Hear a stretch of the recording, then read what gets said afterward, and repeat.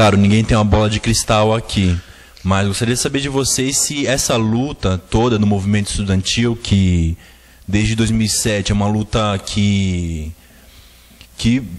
uma luta bem política mesmo. Você vê que o movimento estudantil é um movimento bem politizado de 2007 para cá. Só se fala em movimento estudantil depois da ocupação da USP. Outras universidades do país também entrou.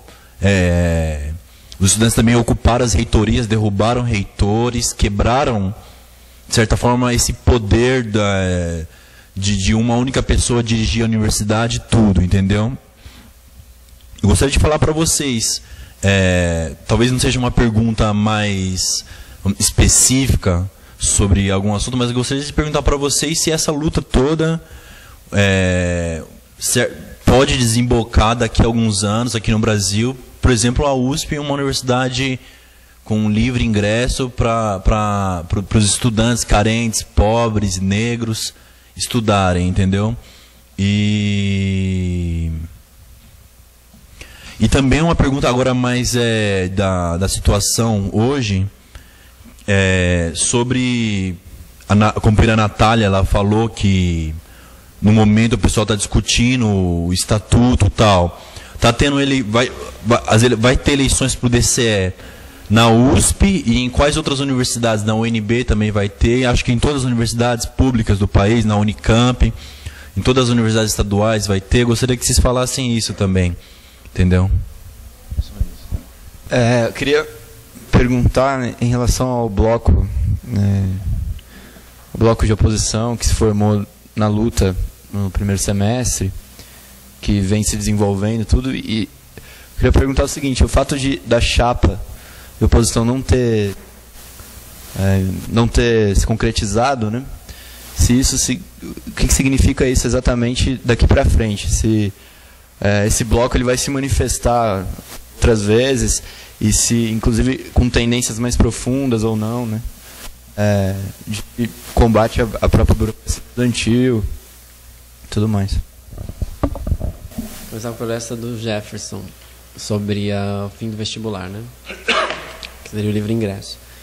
Dessa universidade da Argentina, na verdade, não tem mais o livre ingresso, mas já teve, só que teve grande repercussão de fato, e mesmo assim, o número de vagas nessa universidade, se você pegar, é muito superior ao das universidades brasileiras. Eu estive lá uma vez, aí conheci uma menina que fazia farmácia, e aí ela me disse que tinha 8.000 vagas para o curso de farmácia. 8.000 vagas. Se você for na USP, se eu não me engano, não deve passar de 1.000 o curso de farmácia, se você pegar inteiro, né, todos os anos. Todos os anos, né, juntar primeiro, segundo, terceiro, quarto ano. Lá era 8.000 estudantes que entravam todos os anos. Se você pegar na USP o curso que tem maior número de estudantes, a Letras, e entram por ano 800 estudantes. Quer dizer, 10% desse curso de farmácia.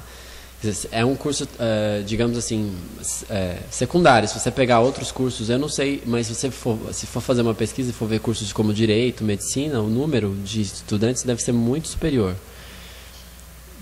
Já é uma diferença. Agora, sobre o livre ingresso, tem muitas críticas assim, aquelas críticas do tipo, só vai entrar pobre, vai diminuir o nível de escolaridade dos estudantes, vai abarrotar as universidades e tudo mais.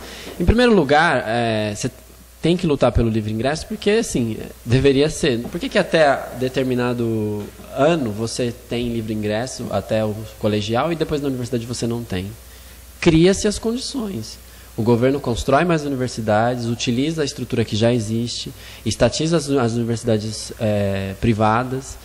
A gente estava, inclusive, essa semana fazendo o levantamento dos cursos na USP para panfletagem. Tem curso que não tem, quase não tem horário de manhã. O que as salas são feitas nesse horário de manhã? Tem os que só tem à tarde ou só à noite.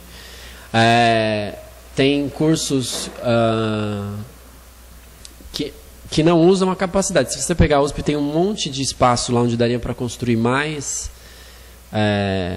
mais salas de aula, mais laboratórios e tudo mais. É uma questão assim de interesse de se fazer as coisas, gastar o dinheiro para dar essas condições.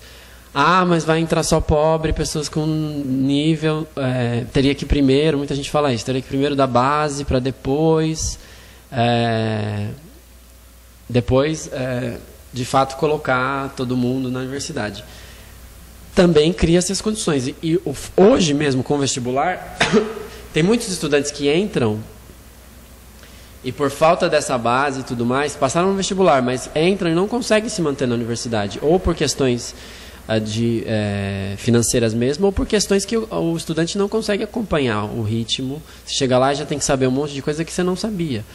Só que a universidade não dá essas condições. Por exemplo, se o estudante precisa de assistência estudantil, dê assistência estudantil para o estudante para ele poder manter os seus estudos. Se ele precisa de reforço em algumas matérias, dá esse reforço e o cara vai lá e faz e conclui. Isso daí vira... O que deveria ser dado pela universidade vira um empecilho para a proposta, que seria assim, libera e todo mundo entra, e depois dá essas condições e todo mundo estuda, tem o direito de estudar. Porque você pega alguns cursos onde você tem que saber para entrar. Por exemplo, você pega os cursos... Eu, por exemplo, fui prestar audiovisual, mas você tem curso de música, que você tem que saber ler partituras, você tem que ter uma prova específica para aprender, quando na verdade você está indo lá para aprender. Você já tem que saber antes. Você não está indo lá aprender, não, você já tem que saber antes.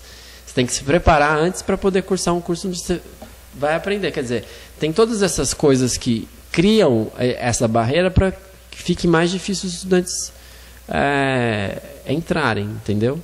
Então, o livre ingresso tem que ser irrestrito, não tem que ter barreira nenhuma. E tendo essas questões, mas vai entrar essas coisas, não vai ter universidade para todo mundo, salas lotadas, já está tudo lotado hoje, não tem...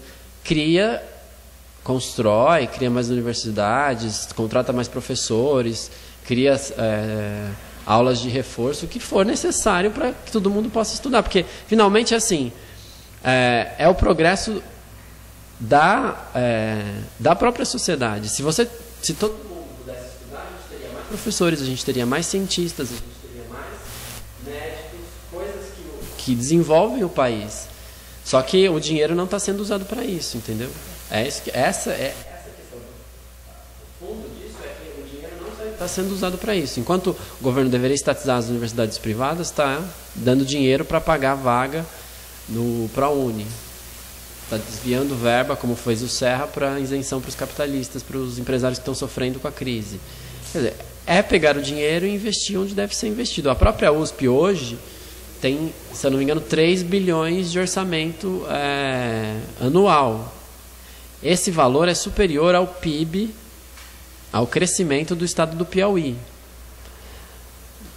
É muito dinheiro que a própria universidade hoje está muito sucateada, mas esse dinheiro já daria para aumentar o número de vagas, melhorar os cursos que tem um monte de pendências. Você vai em alguns laboratórios, é uma coisa deplorável e não acontece.